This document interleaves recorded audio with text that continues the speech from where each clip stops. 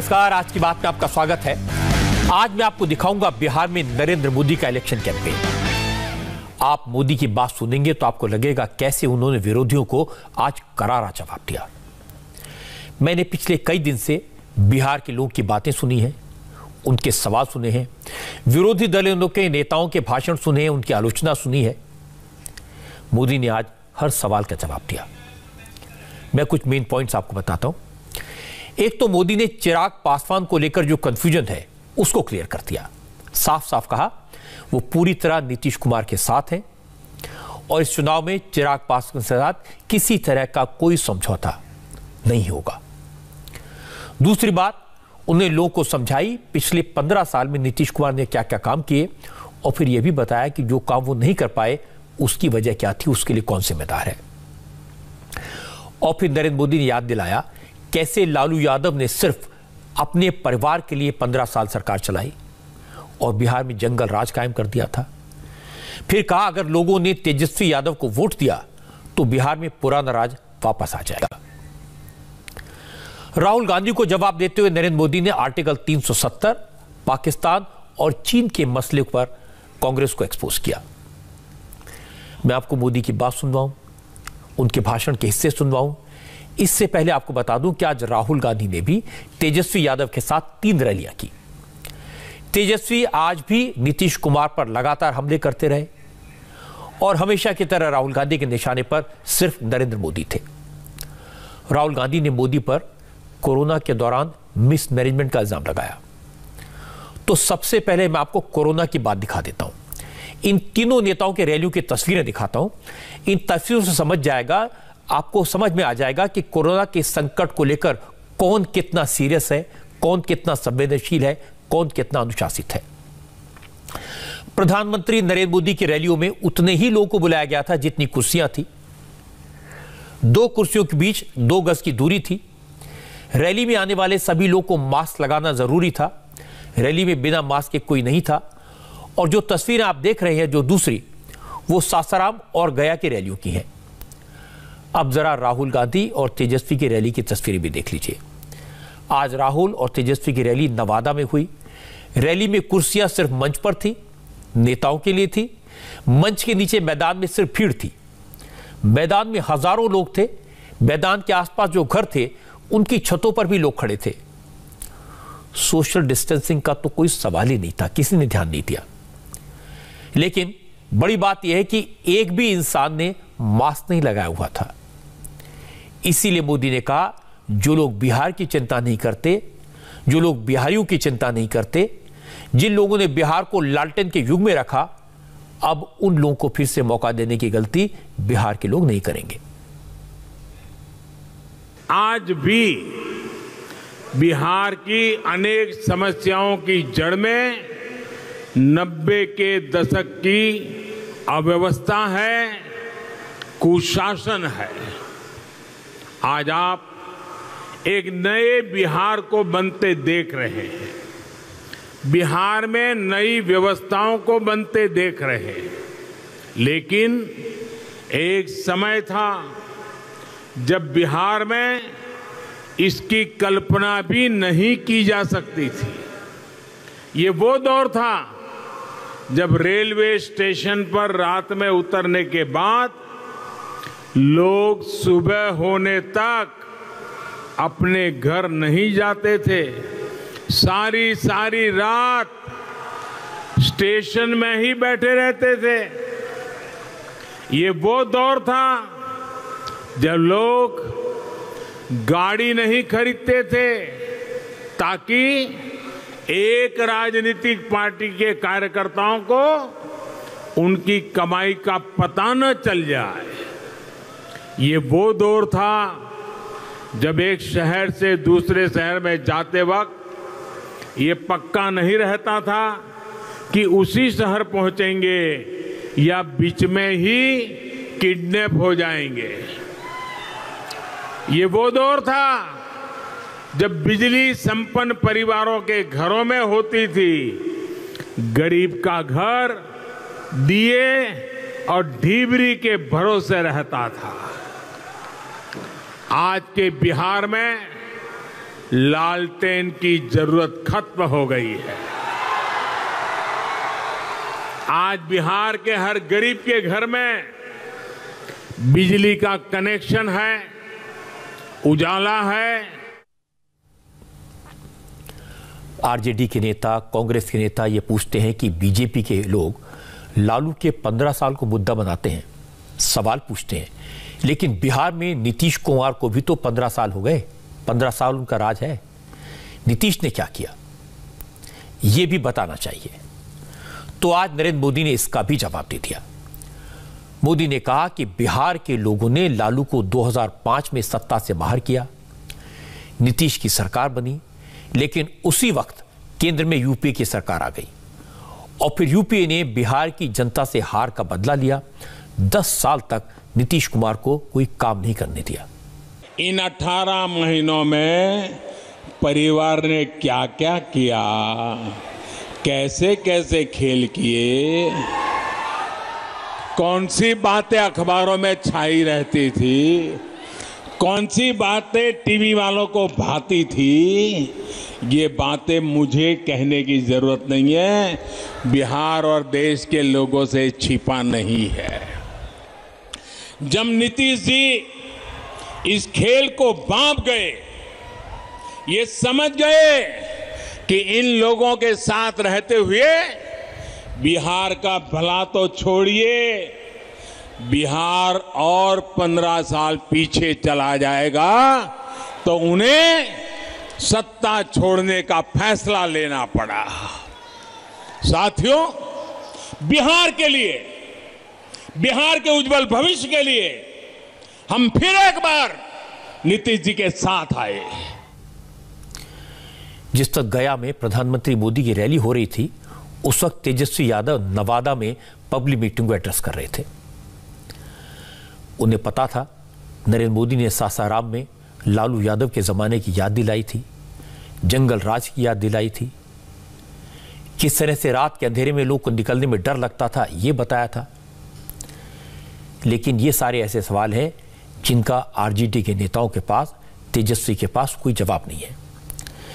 इसलिए तेजस्वी यादव सिर्फ एक मुद्दे पर फोकस करते हैं, वो है सरकारी नौकरी का। अपनी हर रैली में, हर भाषण में बार बार कहते हैं सरकार बनी तो कैबिनेट की पहली मीटिंग में 10 लाख सरकारी नौकरियों की फाइल पर साइन करूंगा।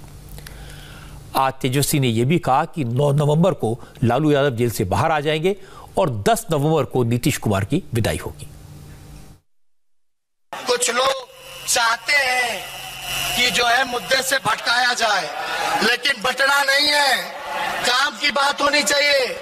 कुछ लोग चाहेंगे जात के नाम पे लड़ाएंगे, कुछ लोग धर्म के नाम पे लड़ाएंगे, लेकिन बिहार के लोग इस बार बेरोजगारी के मुद्दे पे लड़ेंगे, काम के मुद्दे पे लड़ेंगे, किसान मजदूर के मुद्दे पे लड़ेंगे। अरे निश्चिंत कर दो हाथ उठा करके, अरे जितावे के बना। अब जाकर सरकार बनावे तो रउआ लोग के आशीर्वाद बनू, तो करे के बाद, लड़े के बाद, जीते के बाद। ए भाई लोग, 9 नवंबर के लालू जी के एगो बेल में रिहाई हो जाई। एगो बेल हो गया, एगो आखिरी बचा है। 9 नवंबर को लालू जी का रिहाई होगा। 9 नवंबर को मेरा जन्मदिन भी है और 10 तारीख को नीतीश जी का विदाई है। तेजस्वी कह रहे हैं कि 9 नवंबर को लालू को जमानत मिल जाएगी, वो जेल से बाहर आ जाएंगे। अब कल से बीजेपी के नेता पूछेंगे तेजस्वी यादव ये तो बताएं कि लालू यादव को अदालत ने किस जुर्म में सजा दी थी, लालू इतने दिन से जेल में क्यों है। जहां तक लालू के जमाने के बिहार का सवाल है, ये बात सच है, बिहार के लोग उस दौर को वापस लाना तो दूर, उस वक्त को याद भी नहीं करना चाहते। मैं इसका गवाह हूं। मैंने वो वक्त देखा है, बिहार में किडनैपिंग एक उद्योग हो गया था। कार तो दूर की बात, लोग स्कूटर या मोटर बाइक खरीदने से डरते थे, क्योंकि अगर किसी को लगा इसके पास पैसा है तो उसके बच्चे का अपहरण हो जाएगा। ठेकेदार बिहार में काम नहीं करना चाहते थे, क्योंकि सरकारी टैक्स से ज्यादा रंगदारी देनी पड़ती थी। इसीलिए नरेंद्र मोदी ने आज बिहार के लोगों को पूरा दिन याद दिलाए। मोदी ने आरजेडी की वो नस दबाई जहां दर्द सबसे ज्यादा होता है। अब तेजस्वी समेत आरजेडी के बड़े नेताओं को इस पर जवाब देने पड़ेंगे। लेकिन बीजेपी की एक और टेंशन है, वो है चिराग पासवान। रामविलास पासवान तो अब है नहीं और चिराग ने अकेले लड़ने का फैसला किया है। वो नीतीश कुमार को किसी कीमत पर सत्ता में न आने देने की कसम खा रहे हैं। इससे एनडीए के वोटर्स कंफ्यूज हो सकते हैं। इसलिए आज प्रधानमंत्री की पहली रैली सासाराम में रखी गई। यहां मोदी ने चिराग का नाम नहीं लिया, लेकिन पासवान को श्रद्धांजलि जरूर दी। इशारा साफ था, जब तक रामविलास पासवान थे तब तक साथ थे, अब साथ छूट गया है। बीजेपी का स्ट्रांग होल्ड माना जाता है। इसी इलाके की नोखा सीट से चिराग पासवान ने बीजेपी छोड़कर उनकी पार्टी में आए रामेश्वर चौरसिया को टिकट दे दिया है। रामेश्वर बीजेपी के टिकट पर 3 बार एमएलए रह चुके हैं। इसके अलावा दिनारा सीट से चिराग पासवान ने राजेंद्र सिंह को टिकट दिया है। राजेंद्र सिंह भी झारखंड में बीजेपी के संगठन महासचिव थे। पिछली बार इसी सीट पर बीजेपी के टिकट से चुनाव लड़े थे। जमीन से जुड़े कार्यकर्ता हैं, उनकी काफी अच्छी पैठ है।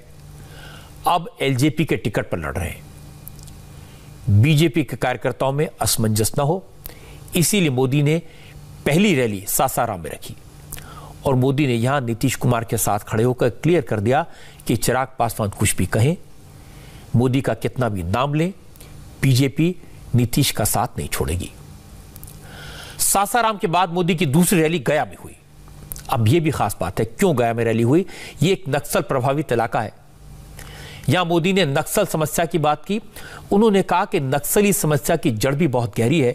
लालू के जमाने में सरकार चलाने वाले, बिहार के लोगों का खून बहाने वाले नक्सलियों को बंदूक वाले गांधीवादी बताते थे। मोदी ने कहा कि नीतीश कुमार ने केंद्र सरकार के साथ मिलकर बड़ी मुश्किल से नक्सलियों पर नकेल कसी है।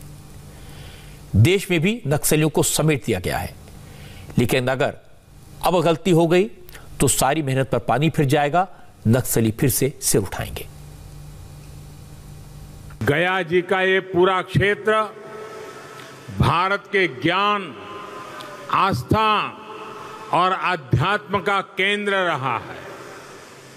ये कितनी बड़ी विडंबना है कि जहां भगवान बुद्ध को ज्ञान प्राप्त हुआ, उस धरती को नक्सली हिंसा और जघन्य हत्याकांडों में झोंक दिया गया। बीते वर्षों में बिहार के इस हिस्से को नक्सलियों के आतंक से मुक्ति दिलाने के लिए कड़े कदम उठाए गए हैं।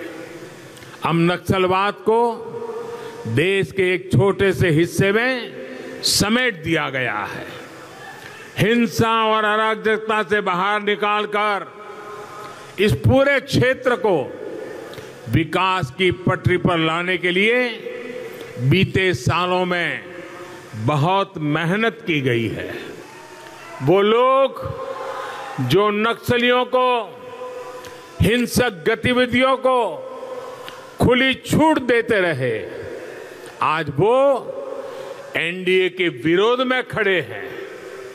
देश को तोड़ने की, देश को बांटने की वकालत करने वालों पर जब एक्शन लिया जाता है तो ये लोग उनके साथ खड़े हो जाते हैं। इन लोगों का मॉडल रहा है बिहार को बीमार और लाचार बनाना।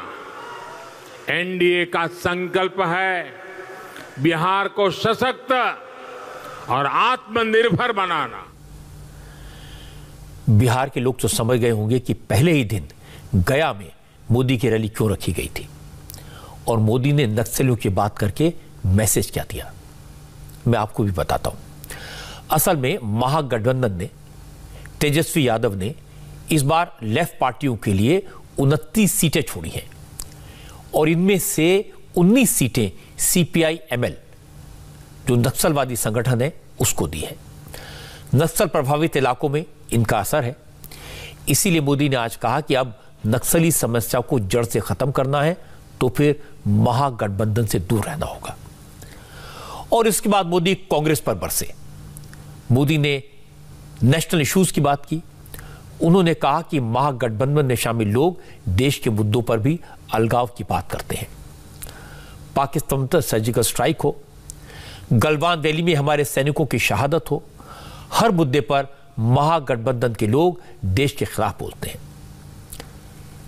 चूंकि गलवान वैली में शहीद होने वालों में सबसे ज्यादा सैनिक बिहार के थे, इसलिए आज मोदी ने मैथिल में वहां के लोगों को समझाया। मोदी ने आर्टिकल 370 की बात की, राफेल का जिक्र किया और कहा कि कांग्रेस हमेशा ऐसी भाषा बोलती है जिससे दुश्मनों को फायदा होता है। अब ये लोग कह रहे हैं किसी भी कीमत पर आर्टिकल 370 वापस लाकर रहेंगे। मोदी ने कहा ये लोग किसी की भी मदद ले लें, देश फैसला कर चुका है, अब पीछे नहीं हटेगा। क्योंकि आज राहुल गांधी ने बिहार में कैंपेन शुरू किया, जिसका जिक्र मैंने शुरू में किया था, लेकिन राहुल ने वही मुद्दे उठाए जो पिछले 3 साल से उठा रहे हैं। उनका भाषण वैसा ही था जैसा पिछला लोकसभा इलेक्शन के दौरान होता था। उन्होंने राफेल की बात की, फिर से अडानी अंबानी का नाम लिया और फिर इल्जाम लगाया कि चीन ने हिंदुस्तान की 1200 किलोमीटर जमीन कब्जा ली है। राहुल गांधी ने आज फिर कहा मोदी देश से झूठ बोल रहे हैं। नीतीश जी की सरकार कैसी लगी आपको? मोदी जी के भाषण कैसे लगे? अच्छे लगे? उन्होंने कहा कि बिहार के जो हमारे सैनिक शहीद हुए उनके सामने प्रधानमंत्री अपना सिर झुकाते हैं। सवाल दूसरा है, जब बिहार के युवा सैनिक शहीद हुए उस दिन हिंदुस्तान के प्रधानमंत्री ने क्या कहा और क्या किया? सवाल वो है। सवाल यह है कि जब चाइना की सेना ने हमारे 20 सैनिकों को मारा, शहीद किया और हमारी जमीन ली, भाई और बहनों 1200 किलोमीटर हिंदुस्तान की जमीन चाइना ने ली है। चाइना की सेना हिंदुस्तान के अंदर है। सवाल यह है कि जब चाइना हमारी जमीन के अंदर आए तो हमारे प्रधानमंत्री ने हमारे वीरों का अपमान करते हुए यह क्यों बोला कि हिंदुस्तान के अंदर कोई नहीं आया? सवाल भाइयों और बहनों ये है। कोई कितना भी कुछ बताए, राहुल गांधी अपनी बात पर अड़े रहते हैं। चीन कह चुका है कि उसने सरहद पार नहीं की। कई बार हमारी फौज हकीकत देश को बता चुकी है।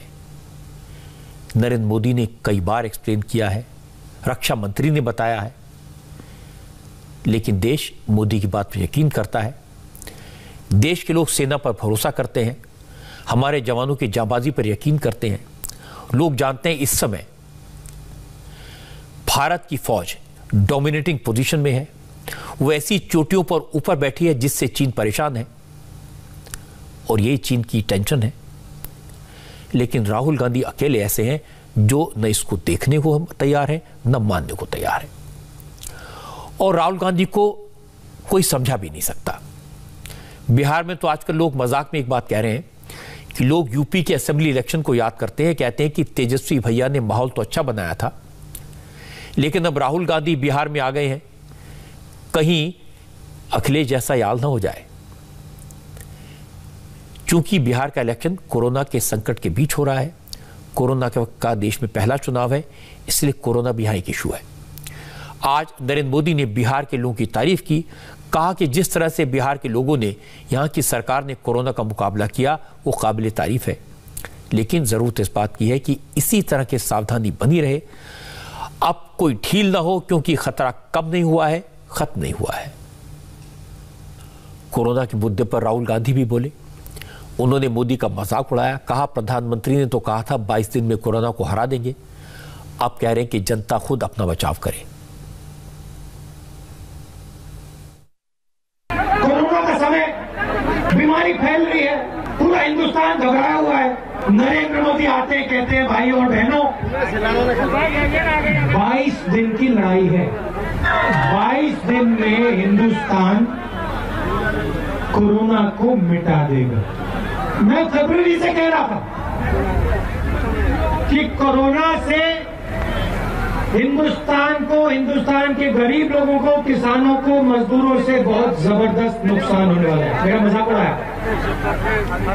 प्रधानमंत्री कहता है 22 दिन में कोरोना को हम मिटा देंगे। कैसे? थाली बजा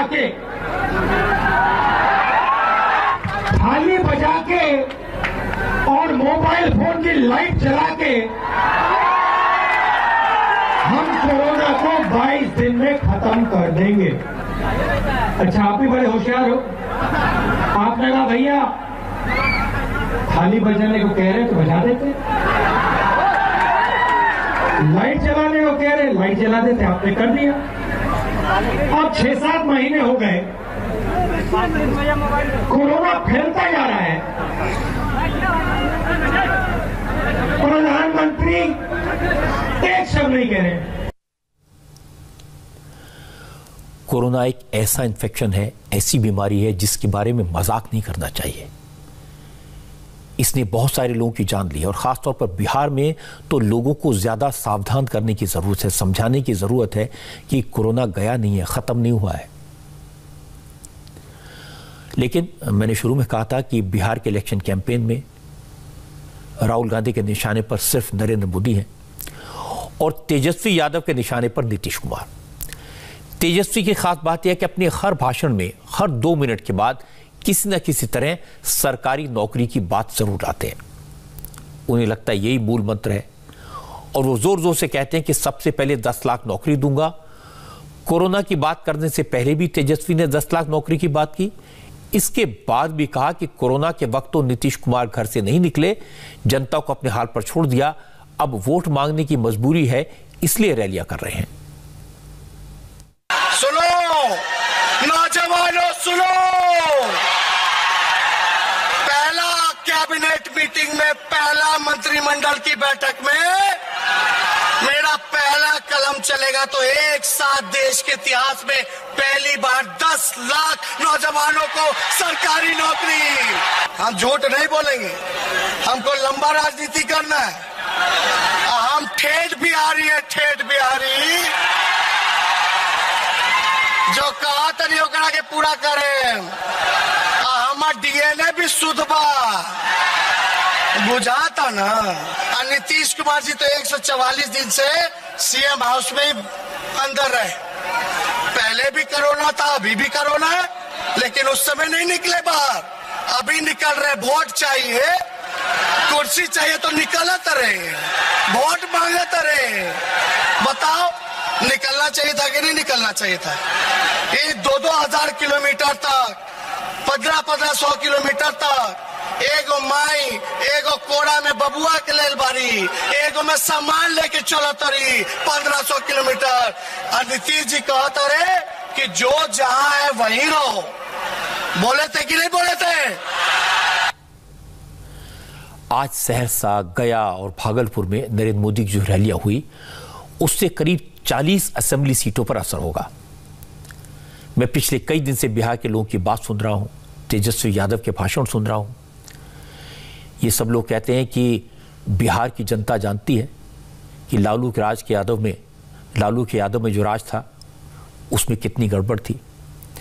लेकिन आजकल ज्यादातर लोग कहते हैं कि मोदी से कोई दिक्कत नहीं है, लेकिन नीतीश कुमार अपेक्षाओं पर खरे नहीं उतरे। बिहार के बड़े नेताओं से मेरी बात हुई है और बीजेपी के नेता भी इस बात को मानते हैं कि कोरोना के कारण हुई दिक्कतों और बाढ़ के वक्त हुई परेशानियों के कारण बिहार के लोगों में नीतीश कुमार के प्रति नाराजगी तो है।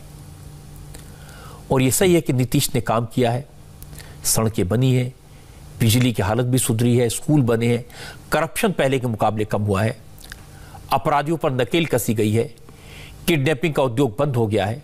ये सब सही है, लेकिन कोरोना और बाढ़ के वक्त जो मिसमैनेजमेंट हुआ उसे लोग कैसे भूल सकते हैं? और यह बात बीजेपी को चिंता में डालने वाली है।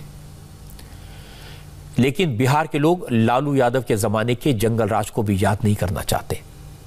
यह बीजेपी के लिए राहत की बात है। इसीलिए बीजेपी ने अब नरेंद्र मोदी को मैदान में उतारा है और मोदी ने पहले ही दिन बिहार के लोगों को 15 साल पुराने दिन याद दिला दिए और यह भी बताया कि नीतीश कुमार ने क्या क्या काम किए। वैसे मैं आपको बता दूं कि कल से बिहार में इलेक्शन में आर्टिकल 370 का मुद्दा और जोर शोर से उठेगा। मैं ऐसा क्यों कह रहा हूं?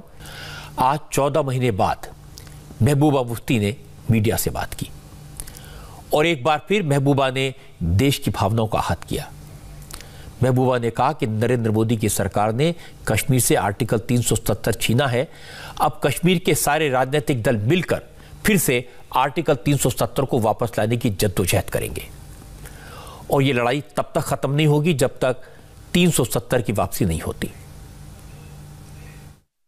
चोर कितना भी बड़ा हो, डाकू कितना ही बड़ा हो, कितना ही खूंखार हो, उसके पास कितने ही हथियार हो, मगर जब वो डाकाजनी करता है तो उसको वो माल लौटाना पड़ता है।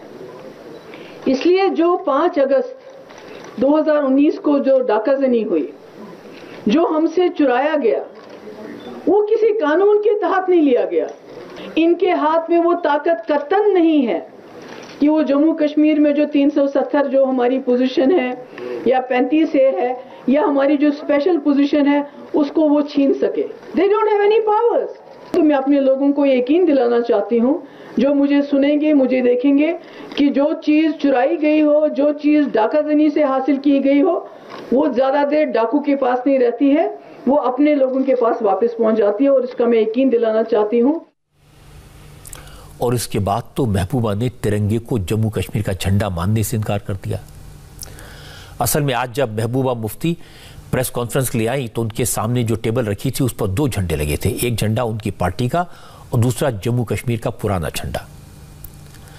जब महबूबा से पूछा गया तिरंगे की जगह उन्होंने पुराना फ्लैग क्यों रखा, इस पर महबूबा ने कहा कि जब तक 370 की बहाली नहीं होगी तब तक वो न तो तिरंगा उठाएंगी और न चुनाव लड़ेंगी। झंडा तो मेरा ही झंडा तो ये है, सामने मैंने रखा है। जिस वक्त हमारा ये झंडा वापस आएगा हम उस झंडे को भी उठा लेंगे, मगर जब तक हमारा अपना झंडा डाकुओं ने डाके में ले लिया है तब तक हम किसी और झंडे को हाथ में नहीं उठाएंगे। तो ये हमसे क्या एक्सपेक्ट करते हैं? What do they expect from us? हमारा झंडा तो ये है और हमारा उस झंडे के रिश्ता इस झंडे ने बनाया है।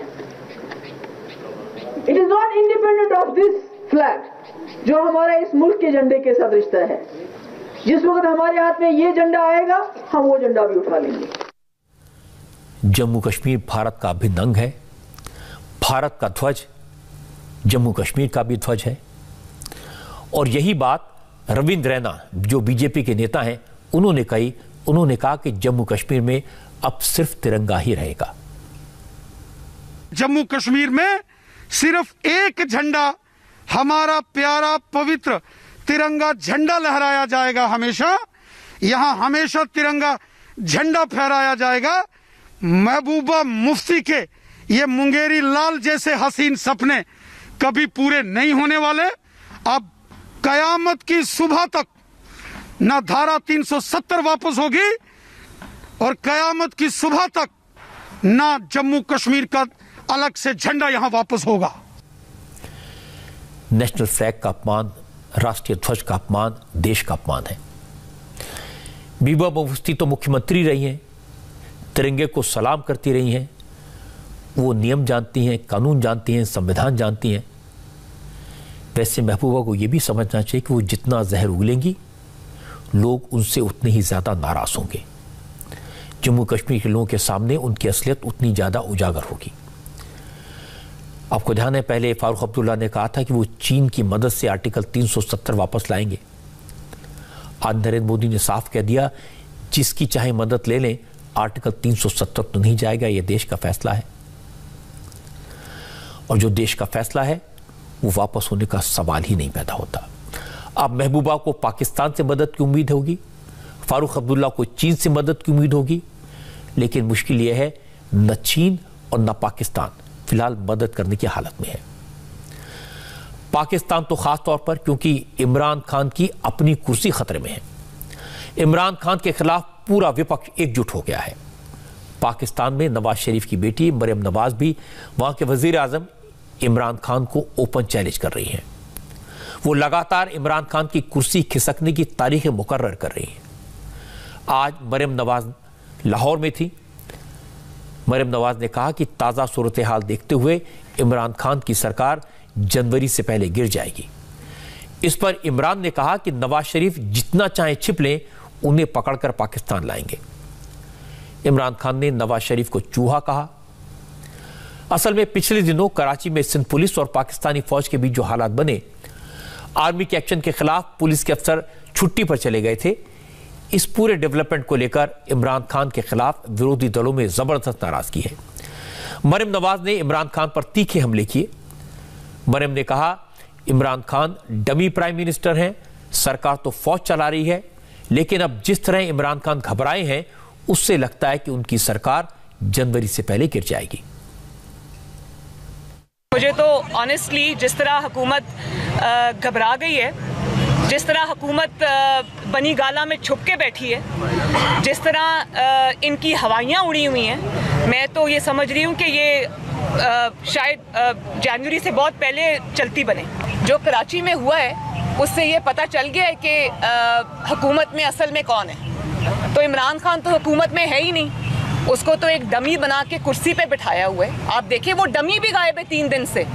इंसान अपने ओहदे की कोई लाज रख लेता है। तो ये कराची इंसिडेंट ने ये चीज़ वाजे कर दी है कि नवाज शरीफ साहब ने जो बात की थी स्टेट अबव स्टेट, और नवाज शरीफ साहब ने जो ये बात की थी कि इमरान खान सिर्फ मोहरा है और कुछ नहीं है और वो मेरा हदफ नहीं है, तो वो बात तो उन्होंने खुद ही, नवाज शरीफ ने तो सिर्फ बात की थी, आपने उसका अमली मुजाहिरा खुद ही कर दिया। कौम को बता दिया कि स्टेट अबव स्टेट क्या होती है, कौम को बता दिया कि हुकूमत से ऊपर की हुकूमत क्या होती है।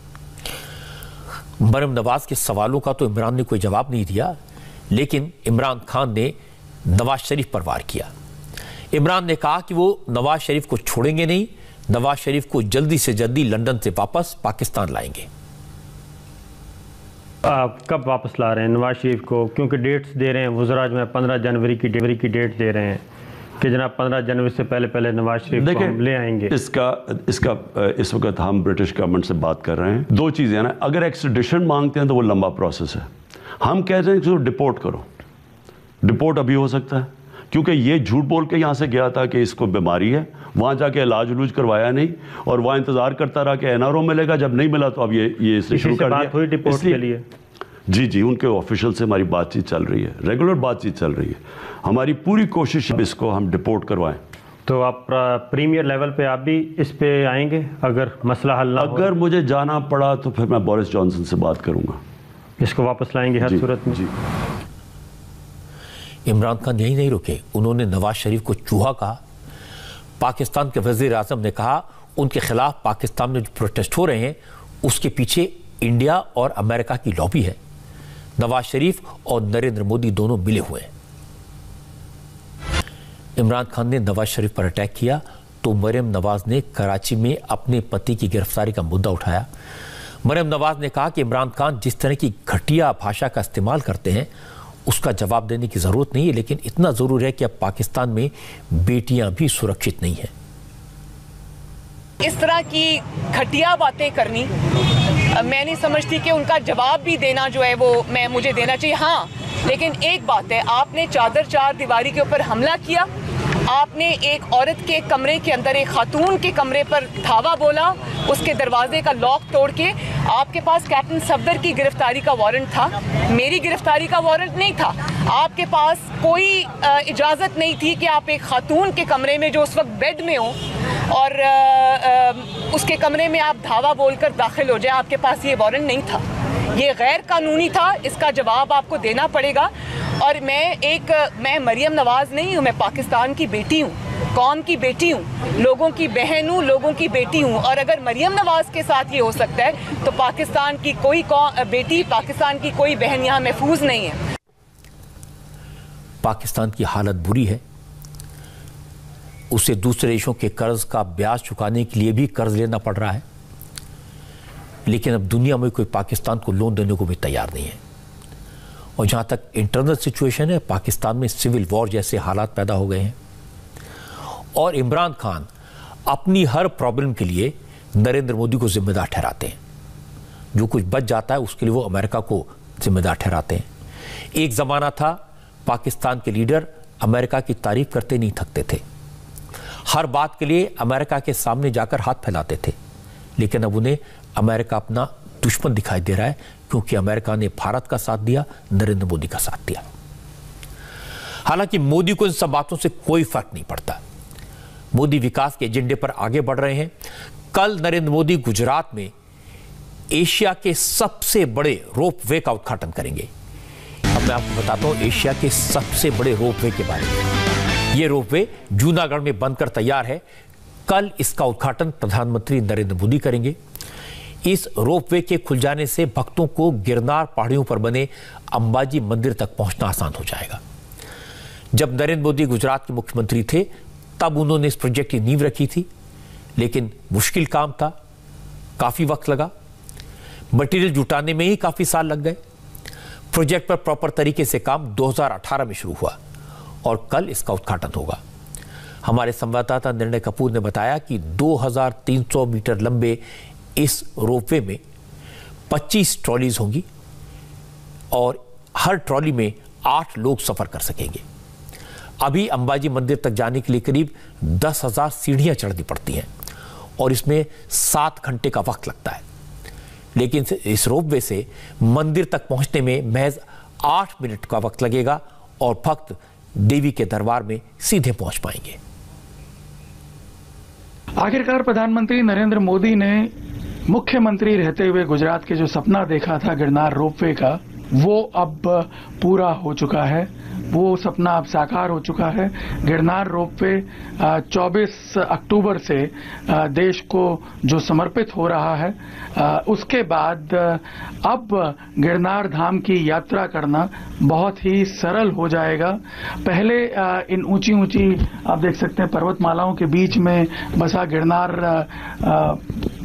पर्वतमाला पे अंबाजी माता का मंदिर, उसमें जाने के लिए करीब 9,999 सीढ़ियां जो थी उसको चढ़ के जाना होता था। करीब 5 से 6 घंटे का समय लगता था इसमें, जो कि अब पूरी तरह बच जाएगा क्योंकि आप इस ट्रॉली के जरिए, इस रोपवे के जरिए बड़ी आसानी से आप 8 मिनट के अंतर में मंदिर में पहुंच सकते हैं। मैं आपको यहाँ पे दिखाता भी हूँ। देखिए किस तरह से ये ट्रॉलीज जो हैं ये आपको लेकर के इस रोपवे पे ट्रैवल करवाएंगी। सबसे बड़ी बात यह है कि जो एक सर्किट है, हम जिसको स्पिरिचुअल सर्किट भी कहते हैं, द्वारका, सोमनाथ और गिरनार पर्वतमाला का, जो लोग भी सौराष्ट्र में आते हैं उनके लिए एक मानो जो ये यात्रा है वो बहुत ही सरल हो जाएगी, क्योंकि द्वारका और सोमनाथ तो बड़े आसानी से जाया जा सकता था, लेकिन गिरनार की यात्रा जो है उसको पूरा करना काफ़ी डिफिकल्ट होता था भक्तों के लिए। लेकिन इस रोपवे के बाद, इस रोपवे के बनने के बाद वो काफ़ी सरल हो जाएगा। और सबसे बड़ी बात यह है कि आसपास का जो ये नज़ारा है वो टूरिस्ट को भी बहुत अट्रैक्ट करेगा। तो जहां एक तरह से इसके साथ स्पिरिचुअल भावनाएं जुड़ी हुई हैं, वहीं साथ साथ इस इलाके के टूरिज्म पोटेंशियल को डेवलप करने में भी ये एक अहम रोल अदा करेगा। मैं तो कहूँगा नरेंद्र मोदी पक्के गुजराती हैं, एक टिकट में डबल यात्रा करते हैं। इस रोपवे के बनने से भक्तों को अंबाजी के दरबार तक पहुंचने में आसानी तो होगी ही, इसके साथ साथ ये इलाका एक बड़े टूरिस्ट स्पॉट के तौर पर डेवलप होगा। जो लोग सोमनाथ और द्वारका के दर्शन करके लौट जाते थे, अब वो भी गिरनार के अंबाजी मंदिर तक आएंगे। आज कपिल देव की सेहत को लेकर परेशान करने वाली खबर आई।